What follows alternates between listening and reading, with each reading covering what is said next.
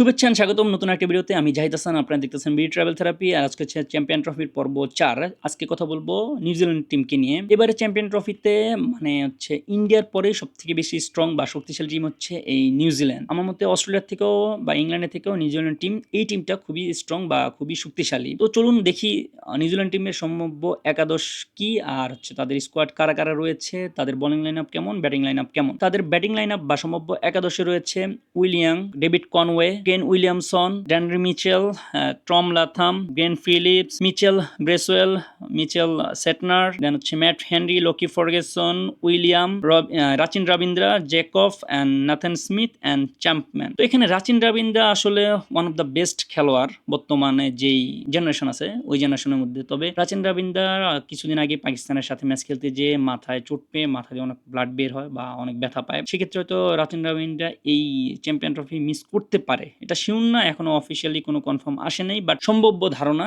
Miss করতে পারে। যদি মিস না করে তাহলে হয়তো উইল ইয়াং এর জায়গায় রাচিন রাবিন্দ্রা নামতে পারে ওপেনিং এ, রাচিন রাবিন্দ্রা আর হচ্ছে ডেভিড কনওয়ে। এখন যদি তাদের ব্যাটিং লাইন আপ দেখি, প্রত্যেকে খুব ভালো ফর্মে আছে।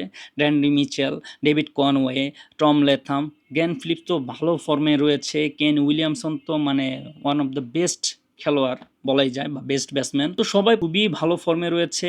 সেক্ষেত্রে তারা 10-এ 8, 8.5 অনায়াসে পায়। তাদের বোলিং লাইন আপে ব্রেসওয়েল রয়েছে, সেটনার রয়েছে, ম্যাট হেনরি রয়েছে, লকি ফার্গুসন রয়েছে, উইলিয়াম রয়েছে। সেক্ষেত্রেও তারাও আবার এছাড়াও ফিলিপসও কিন্তু ভালো বোলিং করতে পারে। তো ওইখানেও তারা বোলিংয়েও 8 অনায়াসে পায়। আর যেই টিমটা রয়েছে মানে নিউজিল্যান্ড শুধু এই টিম না, নিউজিল্যান্ড বরাবরই একদম ফার্স্ট থেকেই ক্রিকেট জগতে তারা ফিল্ডিং এর জন্য মানে ওয়ান অফ দ্য বেস্ট পুরো পৃথিবীতে। তো যে ফিল্ডিং লাইন আপ তাদের, ওই ক্ষেত্রে ইন্ডিয়াকে হারানোর যোগ্য দাবিদার নিউজিল্যান্ড। আর নিউজিল্যান্ড বরাবরই ইন্ডিয়াকে মানে হয়তো ধরাশায়ী করে, নয়তো ম্যাচ জিতে। এইবারের চ্যাম্পিয়ন ট্রফিতে গ্রুপ এতে নিউজিল্যান্ড 2 নাম্বার থাকবে, 2টা ম্যাচ জিতবে। তবে তিনটাও জিততে পারে যদি ইন্ডিয়ার সাথে জিততে পারে।